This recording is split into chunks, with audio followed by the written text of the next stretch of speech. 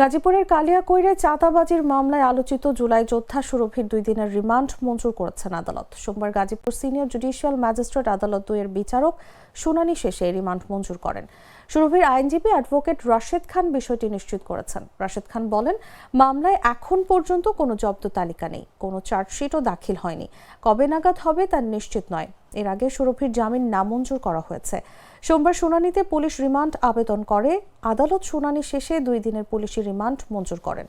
গেল 25 ডিসেম্বর গাজীপুরের নিজ বাসা থেকে গ্রেফতার হন তাহরিমা জামান সুরভি।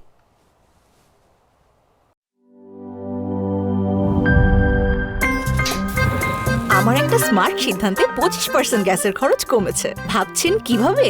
সাধারণ গ্যাস স্টোভ বদলে আমি এনেছি আরএফএল গ্যাস স্টোভ। এর সাইন্টিফিক নজল ও ব্রাস বার্নার ক্যাপ সমানভাবে তাপ ছড়িয়ে রান্না করে দ্রুত। তাই গ্যাসও বাঁচায় 25%, টাকাও বাঁচে 25%। আরএফএল গ্যাস স্টোভ নিরাপদ ও গ্যাস সাশ্রয়ী।